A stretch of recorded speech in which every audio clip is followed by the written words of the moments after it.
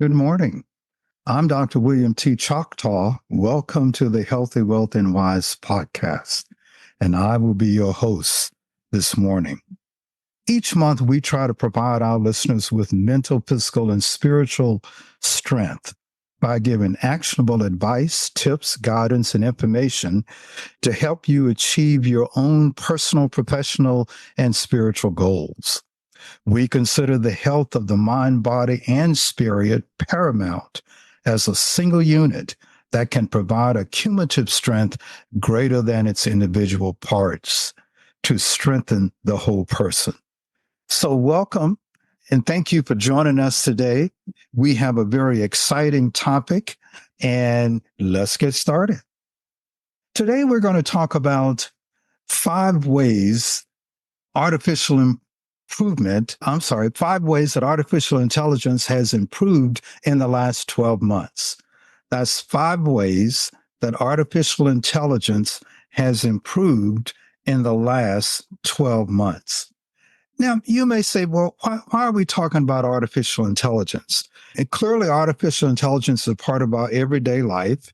And one of the things that we're going to try to do as we go through these next few minutes or so with you is to give you some ideas about how it's already a part of your life and why I think it's important that you be aware of what's going on around you. As always, we like to start with our beliefs. We believe life is about being of service to others. We believe knowledge is power, and we believe leaders can change the world. This is part of our Masterclass series, this podcast, and we encourage you to review some of the earlier series that you may have missed and put them all together as an ongoing continuum, if you will. Well, one of the things to think about is, what is your relationship with artificial intelligence? What is your relationship with artificial intelligence? I'm going to suggest that if you do not have one or are not aware of that you have one, that you should get one. The reality is that artificial intelligence is all around us. It is involved with just about everything we do. And it's important that you be aware of this so that you can fashion your experience to benefit you and the things that you want to use it for. So what we want to do is to learn more about artificial intelligence and recognize its benefits and risks. Let me say that again. What we want to do is to learn more about artificial intelligence and recognize its benefits. And so, as always, we like to start off with an outline, and the purpose of the outline is to give you an idea about what we're going to talk about, and more importantly, to let you know when we're just about done. So we're going to talk about artificial intelligence and define it for you. We're going to look at the different parts of artificial intelligence and some of the applicability, if you will. And then we'll mention about some of the risks that you need to be aware of as you move forward with your relationship with artificial intelligence. Well, let's try to define it. Artificial intelligence is the simulation of approximation of human intelligence in machines. Now, I like to simplify that and just say artificial intelligence is teaching machines to think. Teaching machines to think. And just that one statement may either make you feel good or it may terrify you, but that is the reality of where we are now. The goals of artificial intelligence include computer-enhanced learning, reasoning, and perception. There are different types of artificial intelligence. 2 of the more basic types are basic pattern recognition as one type and complex human emotion as another type. And as we get more into our discussion this morning, we'll talk about some of that emotion information and what that means. Computers are basically taught by being able to recognize patterns of data. We call these algorithms, patterns of data. So let's take a look at artificial intelligence. And more simply, let's try to break it down into 3 main areas.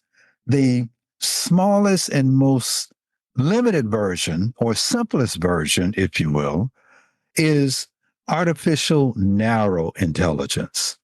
Artificial narrow intelligence. This is the baseline, the lower level. And ANI, artificial narrow intelligence, includes applications like Siri, which we may all have, or Alexa, or Cortana. These are devices we may already have in our homes and we may already use either on a daily basis or regularly. So this is the ground level of artificial intelligence, and it's called ANI, artificial narrow intelligence. The next level is called artificial general intelligence, and that's AGI. And this includes the IBM's Watson supercomputer, and it also includes self-driving cars. Now, some of you may already have a self-driving car, and if so, whether it's a Tesla or some other brand, if so, you're already at the middle level of artificial intelligence in terms of applicability and in terms of functionality. And so it's important to understand the different levels of the artificial intelligence that are available to us. Now, some of you may have both. You may have an Alexa at home, and you may also have a self-driving car. And then the highest level is called artificial superintelligence, ASI, superintelligence. And this has to do with the hypothetical artificial intelligence, or the artificial intelligence that is able to achieve things beyond what we already know now or presently. This is where the computer teaches itself, basically. The computer teaches itself to learn. And obviously, this is the area that most of the concern is, because what happens if the computer teaches itself and ends up being smarter than us? Think about that. So, one display of artificial intelligence is with what is called a chatbot, ChatBot. Now, a chatbot is just a type or a style of artificial intelligence where there's communication back to the user. So when you do a search on something, you can say it verbally, and with that verbal communication, you can receive a verbal communication back. Now, I personally don't use the chatbot. One, I'm not really very comfortable with anything talking to me. I will admit I do have a GPS in my car, and that does talk to me, but that's because I need it so that I can stay safe when I'm driving in an area that I'm not familiar with. But in general, you have this option. Another area I might add where chatbots tend to be particularly effective is with children. And that's another podcast that we're going to do about conversations you should have with your children about artificial intelligence and things that you should tell them and things that you should know about their behavior. But that will come later. Now, there are different types of artificial intelligence that are already in use by various corporations. Microsoft is probably the lead in the first about a year ago that came out with and then it came out with GP4. And now it uses or it's defined as autopilot. And that's the name of its artificial intelligence advanced search engine. Google calls its engine Bard. Meta or X, or the old Facebook, has another name for its Blender bot, has been used in the past. Baidu, which is a Chinese company, has used Ernie. And keep in mind, these names will change or have changed over time. But it just gives you an idea about the plethora of search engines that are available by various different huge computer corporations around the world. And this is what's driving our environment, if you will, our intellectual environment, our mechanical environment, and basically everything that we do. Now, so it's important. And the point I'm trying to get across is that you do not have to be a genius or even interested in artificial intelligence or the advanced technology. However, because it is around us completely and it is growing exponentially, it is important that you be able to, what I call, speak the language of AI. And speaking the language means that you understand basic stuff so that you can identify risk and benefits with artificial intelligence when it's presented to you. Let me say that again, that we want to be able to speak the language of artificial intelligence so that we can identify risk and benefits of artificial intelligence whenever we're confronted with it or our family is confronted with it. So let me specifically go over 5 particular areas of AI that have improved just in the last 12 months. Remember, a lot of this came out about a year ago. And this is when Microsoft bought OpenAI, which is the main leader, if you will, with artificial intelligence that was presented in a way that the public could use it and understand it. In essence, what they did was they took the search engine process and they put it on steroids. They made it super duper duper fast. They made it super duper duper efficient, and then they sold it or presented it to the public. And of course, the public embraced it 100%. And so that's really sort of where we are now. So let's talk about what's happened in the last 12 months. So let's look at the 5 things that have changed or have grown, if you will, in the last 12 months. One of the areas, the first area we'll look at is artificial intelligence in pharmaceutical drug discovery process. Certainly, we're all coming off of the pandemic of the last 4 years or so. And so we're all sensitive to the importance of having various drugs, various vaccinations for viruses, if you will, or just medication for other types of medical conditions. Previously, this process in terms of having drugs approved and identified was excruciatingly slow in terms of months and years. What's happened now with artificial intelligence, that much of that process has been accelerated. And that's a good thing because it means that those drugs can get on the markets much sooner and much faster. And it means that people can be helped much faster. And again, the best examination of that or example of that, if you will, has been the vaccination drugs that have been produced to save lives with the coronavirus pandemic. A second area of the 5 is the artificial intelligence has significantly increased quantum computing. And in essence, what that means is think of a quantum computer as a master supercomputer, and it's able to do all the things faster and better that the smaller, more classic computers used to do together. So it's a way of saying that artificial intelligence has taken computing to the highest level. That's the second big area in the last 12 months that's changed. Third area, robotics. Now, we're all familiar with robots and robotics in different areas. Actually, we did a podcast, a number of podcasts about robotics in healthcare. I'm a retired general surgeon, and we use robotics in surgery before I retired. And so robotics have been around for a while, but they're increasing in complexity, in ability, and in their use. So we started with them. Now they're increasingly being used in the number of cases that are being done. And this is just one of the ways that robotics are helpful. I can remember a couple of years ago when I was working with the Joint Commission, I was doing surveys of different hospitals. I would survey the surgery area, of course, because that's where my specialty is. And I was surveying a surgery area at a very large hospital, and they had robots.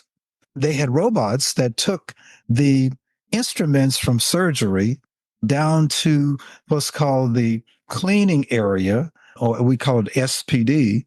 And the robot, they put the instruments on the robot. The robot walked to the elevator, took the elevator down to the basement where the cleaning area was, and unloaded the instruments to the humans who would clean them in the SPD area. I was amazed at that. And that was a number of years ago. So my point is that that's all improving and increasing in availability and usage. A fourth area is 5G networks. This is the area, if you watch any football or you watch television for any reason, you will see a commercial about the new 5G networks that certain telecommunication companies have, or certain phone companies have, or computer companies have to make your internet go faster and more efficiently. This is all because of, or largely influenced by, artificial intelligence. Artificial intelligence. And the fifth way is climate change mitigation. We all know that our climate is in crisis, and that's increasing over time. And one of the things that the artificial intelligence technology is being used for is to help us in ways that we can mitigate some of those changes by controlling the carbon, or categorizing the carbon in a certain area so it has less of an impact on our environment. The point I'm simply trying to make, that these are just five of many other ways that just in 12 months, the artificial intelligence driven technology that's all around us is advancing rapidly. So that's the good news. The other side of that is there also risk. Remember, we're teaching computers how to think, and we're teaching them how to improve their thinking as need be. It's sort of like a self-repair type of thing. We can't stop that process because we don't control that part of it, because we're not computers. And so the biggest risk is safety for humans. We've all seen the movies over the years about the computer that gets out of control and then controls society. Well, that may not be that far off. But the reality is that it is important to be able to understand and to mitigate that risk of danger to mankind in general.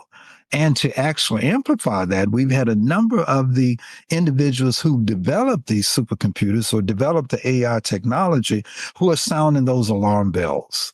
These are the ones who are testifying in Congress and are writing articles. Some have resigned from their respective computer companies so they could speak freely, and are saying we need to be careful and we need to put guidelines in place. But obviously, that's easier said than done, because first we have to understand the technology sufficiently to be able to do that. But my point is that there are risks. And compared to the benefits that I talked about earlier, we need to be aware of that. Some of the other risk of artificial intelligence, remember, this is just data that's being fed to the machine, if you will, is that data not be biased. Because if it is, it's sort of like garbage in and garbage out. And we all know this. Many times the computer is only as good as what you put into it. And so if the information that we put into the computer is biased, say if it's has information that's anti-female or has bias against various types of groups in this country, racial groups, ethnic groups, etc., then the artificial intelligence will do more harm as compared to doing more help. We need to make sure that it's safe along with the same lines, that it doesn't cause us to depend so much on it that we end up either injuring ourselves or injuring others. And we need to make sure that the information is not used for profiling and deception. And then again, going back to the bias idea. So there are some particular risks, obviously, but the reality is the computer is not going anywhere. It is not going anywhere. It is like the cell phone or the laptop or whatever. It is not going anywhere. So what I believe, what is important is that we humans need to first understand it, and secondly, need to come up with a way to be able to use it to its maximum benefit. One of the ways I look at it is that if we can speak the language and if we understand basic stuff with it, then we are able to understand it enough so that we know the risk versus the benefits. And that's really my bottom line, that I do believe it is not a good idea to put our heads in the sand like ostrich and just sort of hope that when we lift our heads up out of the sand, the computers have gone away or AI has gone away. That's not going to happen. And indeed, what would happen is if you're that ostrich with your head in the sand, when you lift up, you're going to have a lot of robots around you, which would be a whole different area. But I do think there hopefully is a middle ground. And so what we do with these podcasts is to give you information. Again, second belief, knowledge is power, to try to empower you to develop your environment and circumstances such that you're able to use the computer system and particularly the AI information with those systems to your maximal benefit. In summary, with artificial intelligence, it is not our future, it is now.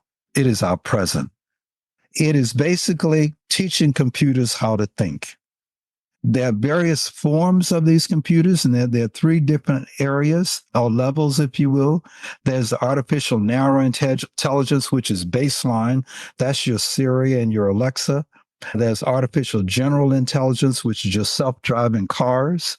And then there's artificial superintelligence, which has to do with machines, if you will, having some degree of emotion. Now, this is controversial. It is controversial. There are some experts that nope, that's just hundreds of years away. Other experts say they have emotion right now. The word that's used for that is sentience. Sentience, because the belief is that the only thing that distinguishes humans from the machine is that we humans have emotion. So if machines can think like we can think, i.e., even better than we can think, what distinguishes us from them? Emotion. Because emotion is not really logical if you think about it. But if the bot and the artificial intelligence is able to develop emotions, then that would then allow them, I believe, the opportunity to supersede us. So that's still the controversial area. So I don't want you to worry too much about it, but I do want you to be aware of it. But just be aware that there, like with anything else, there's risk benefits. And so you want to look at the risk and the benefits and make sure that your usage is to the benefit of you and your family. As always, I like to end with my basic principles. God is in charge in my life. And indeed, is my belief in God that has sustained me as a physician and as an individual and allowed me to maintain a certain happiness and balance in my life. Second principle is I have no bad days. I decided many years ago that I'd had enough bad days, so I got rid of them. And my days are either good days or great days. Third, I don't sweat the small stuff, and most stuff is small. And I've learned that. And so I don't worry about things that I cannot control. Fourth, forgiveness is therapy. What I have figured out that whenever something happens to me or around me that I perceive as negative by someone or circumstance, I immediately forgive that individual. Immediately forgive. Don't try to figure out the facts. Doesn't matter. Just forgive. You'll be amazed at how therapeutic that is and how that will lower your stress level. And the final basic principle is that everything is a relationship. Relationships are based on three things: mutual respect, mutual trust, and good communication. If you have those three things, you have a great relationship. If you do not have those three things, you have work to do. So finally, be the change that you want to see in the world. Thank you. God bless. Have a great day.